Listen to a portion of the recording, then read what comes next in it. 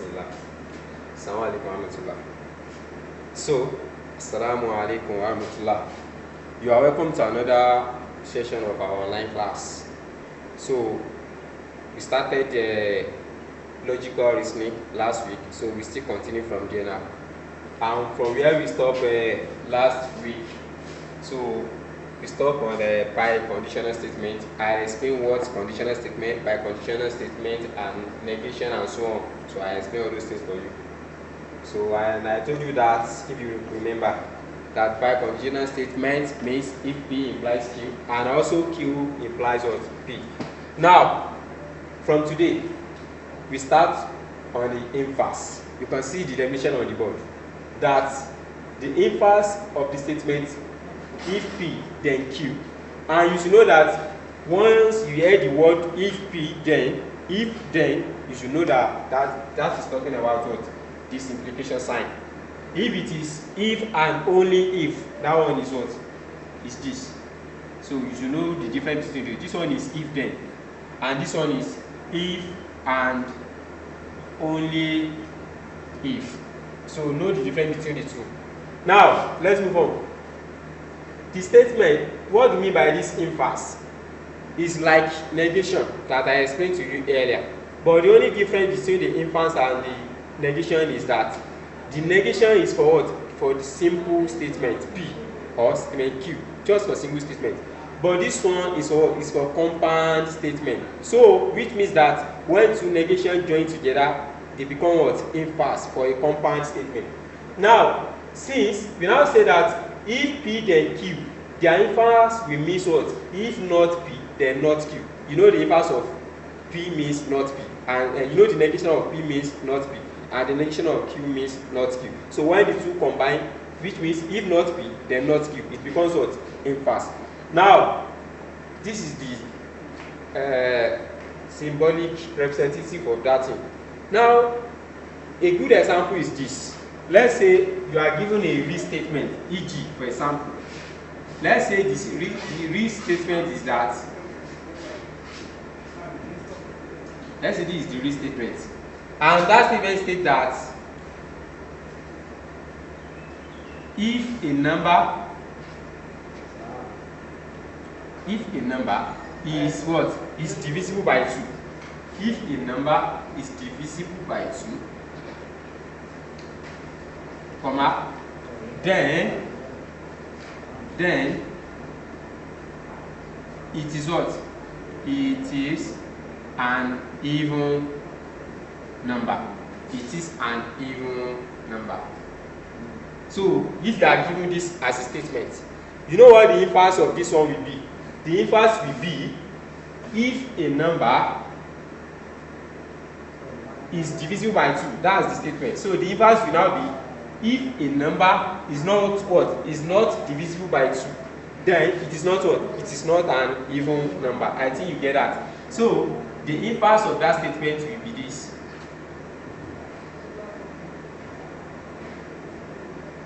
If a number is not divisible by 2, is not divisible by 2, then it is not what? An even number. That is a very good example, as you can see. So that's what I mean by inverse. So inverse will give you what? Another condition of the statement stated. So this statement is if a number is divisible by 2, then it is an even number. Then the inverse is if a number is not what?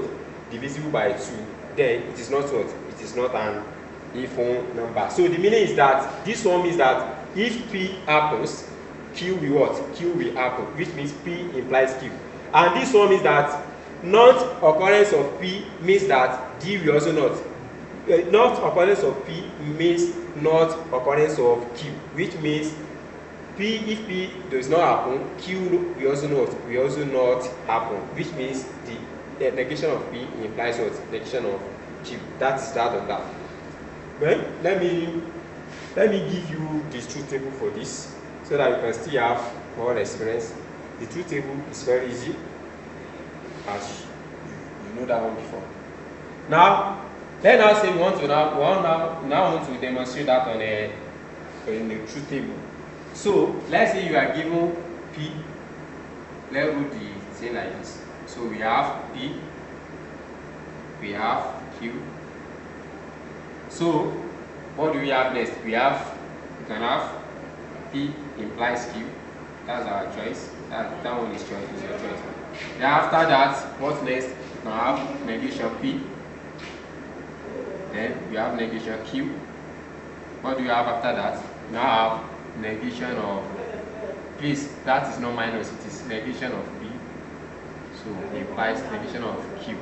And you know this is our what? That's our inverse. Abi? That's our inverse. So if you have true, we have true, comma true. So true, comma false, false, comma true, then false, false. So look at this one. P implies Q. It means that I told you earlier that for all this statement of implication of P implies Q, it will all be truth throughout, except on one condition, except when only the consequence is what? Is false. And I told you that the statement P, the preceding statement, is what? Is the antecedent. And this, so I told you that the preceding statement P is the antecedent, while this Q is what? The Q is the consequent. So for this table now, everything will be true except where our consequent Q only is false. So when you look at this now, you see that you have true, which means we have true here. So here we have our P to be true, and we have our Q to be F. And you know that Q is our what? Is our consequence. So which means whenever that is false, so we have false here. This one we have P which is false, and we have Q which is true. But here, although we have one false, but you should remember that our consequence is what? Is true here. So which means the statement is also what? Is also true. Here we have both the antecedent and the consequent to be what? To be false.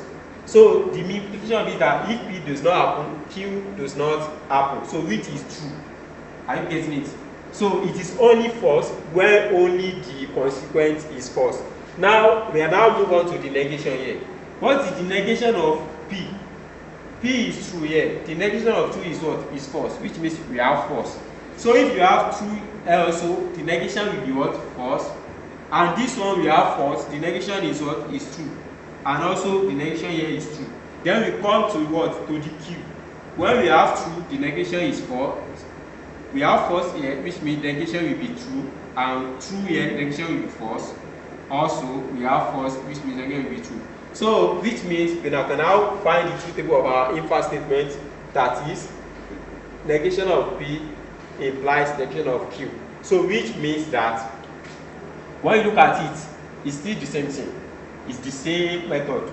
Now, our consequence now here is now what? Is now the negation of Q. So, which means everything here will also be true, except when the negation of Q is what? Is false. Except when only the negation of Q is false. Remember, when the negation of Q is false and negation of P is also false, it is true. It's only when this one is false and the other is true. So which means here we have true. So here we have negation of P to be false and that of Q to be true, which is also true. So which means here we have false because the consequence is false, and we have true also. When you look at it, so that is the table of us. This is our inverse. Now, after that, we now move on to the contrapositive. Contrapositive.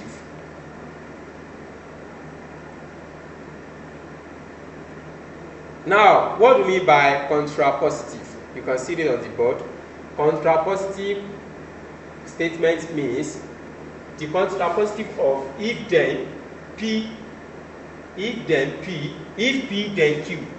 So if P then Q is what? The contrapositive of if P, the contrapositive of if P then Q is if not Q then P. Please look at the statement very well. It is similar to what? To the inverse. But the difference between the two is that for the inverse, the difference is that for the inverse said if then Q, the inverse means if not P. Are you getting it? If not P. So which means the inverse is emphasizing on antecedent. You get now on this. But when you go to that contrapositive, you will see the difference that one is what? Is on Q. Q comes first. You see, Q comes first. I want you to note the difference between that. So for here you see it is not P, and here you see it is not Q. So which means that here, for example now, the example I gave you earlier, that if a number is divisible by 2, the number is what? Is an even number. That is the original statement. The contrapositive of that statement will be if a number is not an even number, the number is not what? Is not divisible by 2. That is the contrapositive of that statement. E.g., this is what I'm trying to say. E.g.,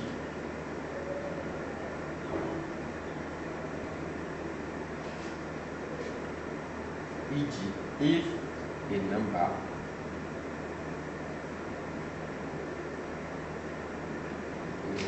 is divisible, are you seeing divisible by 2? Then it is an even number.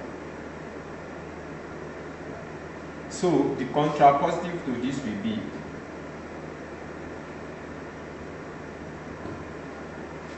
if a number is not an even number,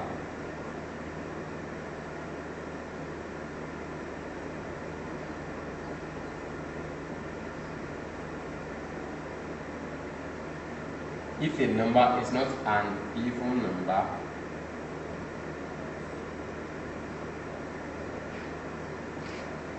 then it is not what? Divisible by 2.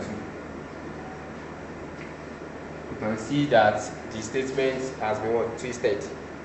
So that is the contrapositive of that statement. That if a number is divisible by 2, then it is an even number.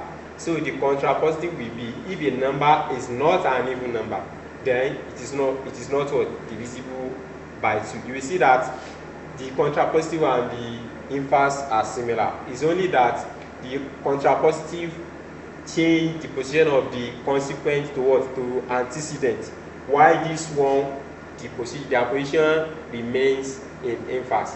Are you getting it now? You know, if it is inverse, the inverse of this will be if a number is not divisible by 2, then it is not an even number. That's the inverse. But contrapositive will start from being an even number. That if a number is not an even number, then it is not what? It is not divisible by 2. So this is contrapositive. If it is inverse now, it means this one will come first, then this one will follow. Now we can also show the truth table of this. So let me play this so that so the truth table of this, let's say we have P, we have Q. So we have do we still need this? We don't need to show this one again. This one is always the same, and we have shown it here. So it is always the same. So we don't need to show it there again. So you see, we have shown this one, we have shown it here. So I'm not going to show it again. So I will just move directly to this. Are you getting it now? So let's move on. So we have negation of P, and we have negation of Q. So from there, we now have negation of Q, implication, negation of P, which is our contrapositive statement. Now, if we have true here, we have true, comma, true, true, comma, false, false, true, then we have false, false. So the negation of truth here is what? Is false. Here we have false also, then here we have true, we have true. Are you getting it now? So here also the negation of truth is also false, and the negation of false is true. So this one, negation of truth, we have false, then we have true, right? So when we now see, check it now. I told you earlier that for this kind of this symbol, all the column will be true except when the consequent is what? Is false. When only the consequent is false. And when you look at this, for the one we have been doing earlier, you will see that in original statement, Q is our consequent. Can you see it now? Q is our consequent. But once it has been changed into contrapositive statement, you see that negation of P has become what? Has become our consequent. So which means for this contrapositive, our consequent is this, not this. Are you getting it now? So negation of P has become our consequent. So which means this thing will be false when only this one is false. So when you now look at this thing now, Q, you see, false, false. Both are false, which means it will be true that if this one does not happen, this one will not happen. Are you getting it now? And here we have true here, and we have false here. This is consequence now, which means this one is false, because if this one does not happen, the statement is if this one is not happen, this say that this one will happen, or it's like saying if this one happen, this one will not happen, and it's not possible, because we know that if a number is divisible by 2, that means that number is what? Is an even number, and this one is saying that it's not an even number. It's like, or this one saying if a number is not an even number, that number will be divisible by 2. So which means this statement is wrong once this consequent is what? Is wrong, which means this one is false. Now after that, this one we also have false, and we also have this one to be true. So this one is, but which means that if this one does not occur, necessary it doesn't mean that this one will not occur. So since the consequence is true here, so we can see that this one is also what? Is also true, and we have true here. Are you getting it now? So it's like this one saying that, like the example I gave, why is this when this one is false? Why is that this one is true? It's like saying, it's possible that a number that is not an even number can be divisible by 2. Like 2 now. 2 itself is as an even number, and at the same time can be classified as what? As a prime number. So if you look at the side of that prime number, we can claim that we have seen a number that is divisible by 2, and that number does not necessarily mean an even number. So like 2. Then the converse.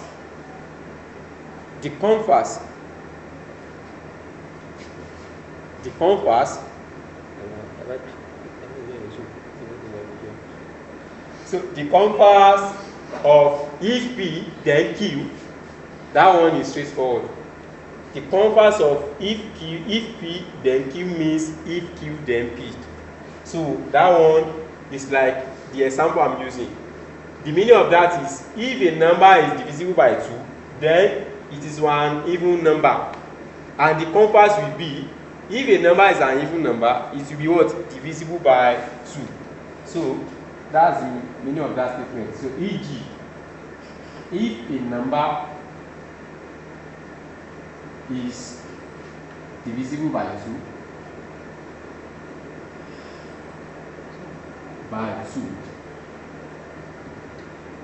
then it is what? It is an even number. And the converse will be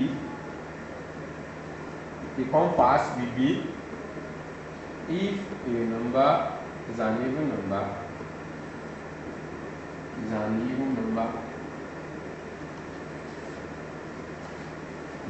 then it must be what?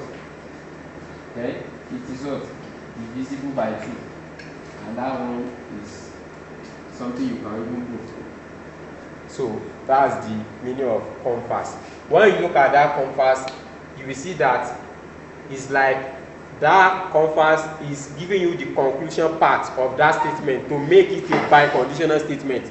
And you know, biconditional statement means that if P implies Q, then Q also must what? Implies P. So that is the work of that compass. So it's like a compass just give you the complement of that statement to make it a biconditional statement. So we can have the true thing for that one also. So we have P,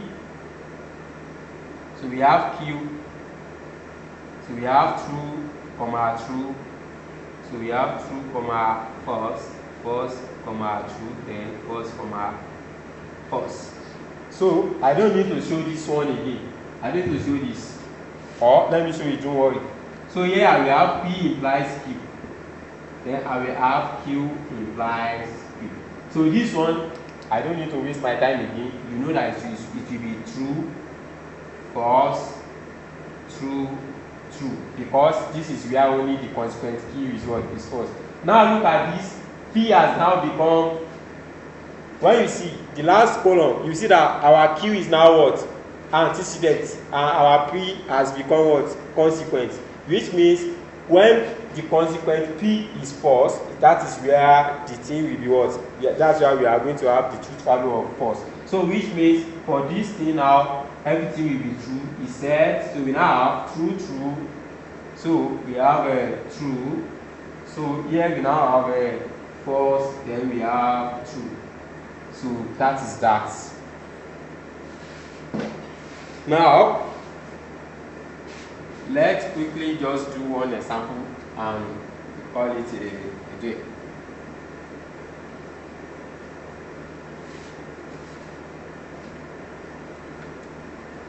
Example.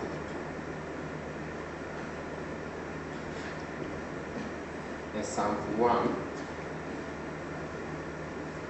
Translate the following.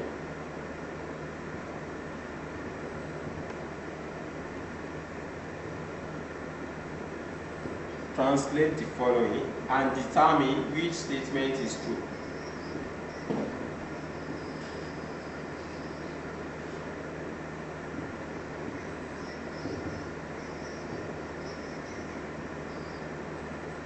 And determine which statement is true. And determine which statement is true or false. If we have 5 less than, we have minus 5 less than 4, and we have 2 less than minus 50. B,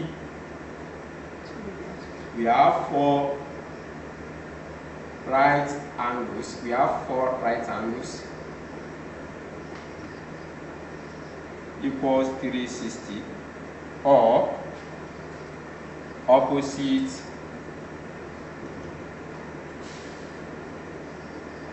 angle of any quadrilateral. Any quadrilateral are supplementary.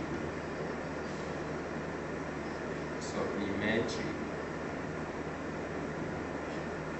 Then we have C. The C is that if a person is 20 years, if a person is 20 years, then the person is what? Is a teenager. Then the person is a teenager. Then we have the last one, which is 2x minus 5 equals 9 if and only if and only if x, if and only if x equals 7. So that is the question.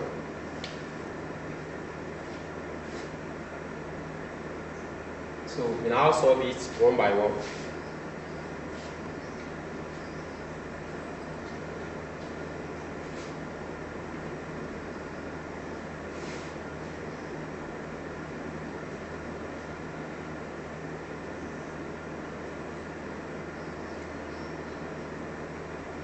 Solution.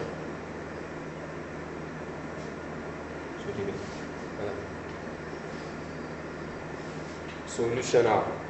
Number one A is that minus 5 less than 4 and 2 less than minus 50. So we will be making use of P and Q. So we can say let P be the statement that minus 5 less than 4. Is now left to us to determine whether it is true or false.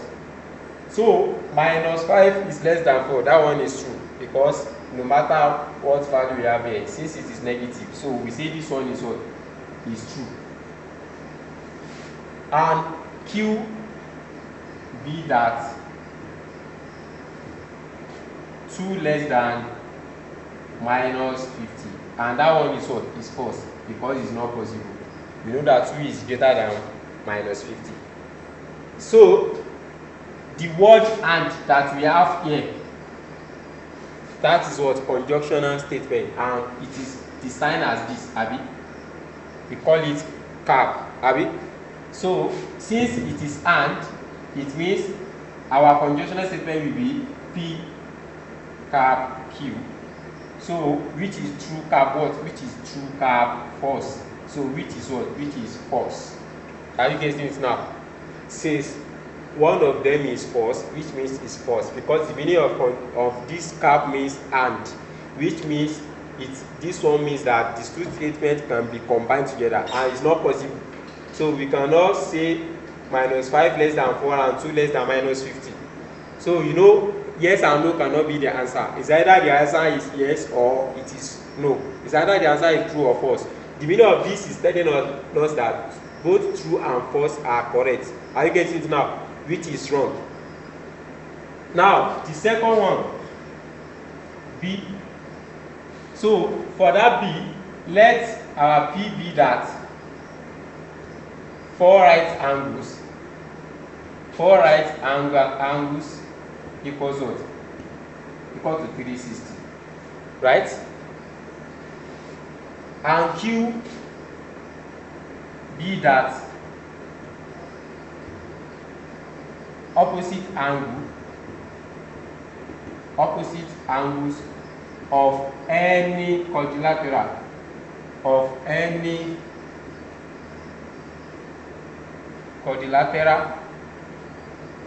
is what? Is supplementary. Supplementary.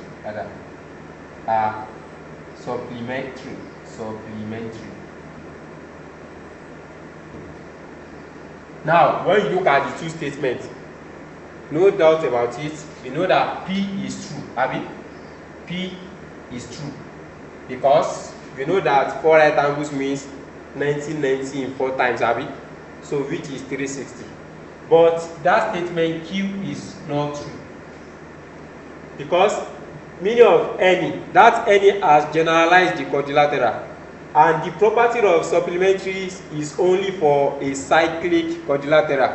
But this one now says any quadrilateral, which is very wrong because one of the property of the any quadrilateral is that their total sum is 360. That one agreed.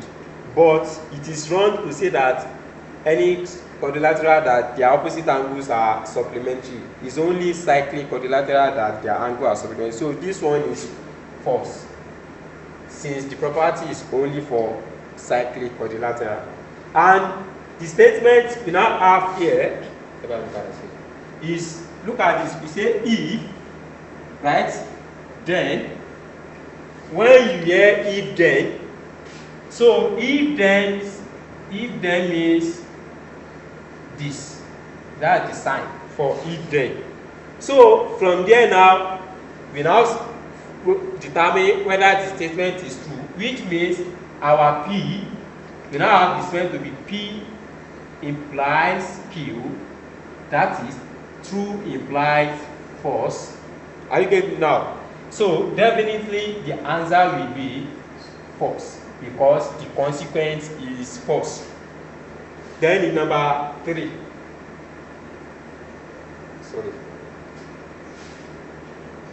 Sorry. Oh, please, move the thing here. It is B. The question is B, rather. So it is or. Sorry, it is or. So it is or. It is or. It is or. And when we have or, it is or. When we have or, that or means what? Means this. That's the meaning of that or. That is or. So which means we have P called Q. So which is what? True called false. True or false. Now the meaning of this now is that this sign is what we call or. When you see or, you should be thinking of that cup. When you see or, you should be thinking of this. And the meaning of this is what? This is not conjunction, it is disjunction. This is telling you that these two statements cannot stand at the same time. They cannot stand simultaneously. That's the meaning of disjunction. So, which means that true, we have false. The meaning of this disjunction is that the disjunction is telling us that these true and false cannot occur at the same time, which is true. So the meaning of this sign is that it's either the answer is true or the answer is what? Is false, which is very correct, because is that you remember here we say we cannot have yes and no at the same time, or true and false. But this one means true or false. So this is telling us that this statement which is true and this one which is false, they cannot occur at the same time. That's the meaning of this. That's why we call it disjunction. So in logic, when you see or, unlike your English, when you will call it conjunction, or what do you call it there? I don't know. But in mathematics, logic, under logic, when you see the word or, it means disjunction. So which means the answer here is what? Is true. Are you getting it now? Then we now move on to the third one. We move on to the third one. So let's clean this place.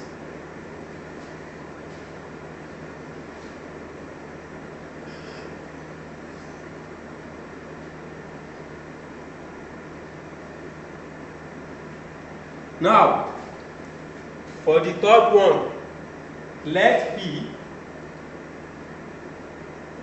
be that a person is 20 years. A person is 20 years.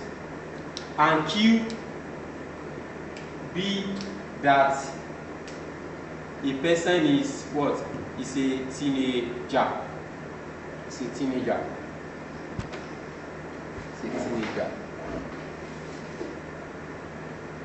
You now want to combine these two statements. So you see the word if and what? And then. So the word that join the two together is what? Is if then. So what join the two together is if then. You see now, when you see this if then, it means this is the meaning of it. So which means the occurrence of this will give approval to this. When you now look at it, you will see that our P here implication of Q here is what? Is false. How? You know that one is very simple, because the statement is that if a person is 20 years, then the person is a teenager, which means we have proved that the statement here is true, that someone is 20 years. But claiming that that person is a teenager is what? Is false. So which means the consequence of that statement is what? Is false. And once the consequence is false, the whole statement is what? Is false. When only the consequence is false, we assume that this is true. So which means that if a person is 20 years old, that person is not a teenager. Then the last one, which is D. The last one is D, which is D. So we have 2x minus 5 equals 9. So let P be that. So we have assumed that our P is, so let P be 2x minus 5 equals to 9, and Q be x equal to 7. You see now, you see the question. You see the word if and only if. So when you see the word if and only if, you should be thinking of this sign I've told you earlier. So that is the sign for if and only if. So the meaning is that P must lead to Q and Q must also lead to P. When you now look at the statement here, the statement is that 2x minus 5 can only be 9 if and only if x equal to what? Is equal to 0. We now want to see whether it is true. See, when you put your 7 here, when you put 7 here, you see that 2 into bracket 7 minus 5. That will give us what? 14 minus 5, which is what? Which is 9. Which means that one is true. Which means P implies Q there. And also, definitely this Q also must imply P if P implies Q, because when you solve this from there also, you will see that 2x minus 5 equals to 9 will be what? 2x equals 9 plus 5. So from there we have 2x equals 14, right? Equals 14. So when you divide 2 by 2, you have your x to be what? Is equal to 7.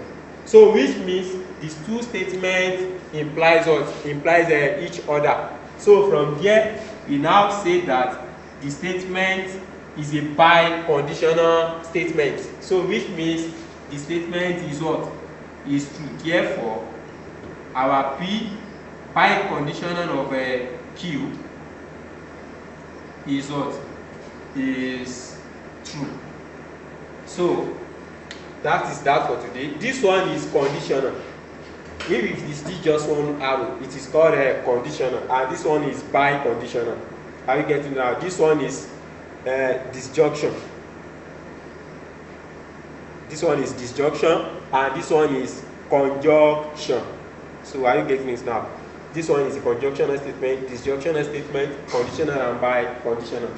So until we meet in our next class.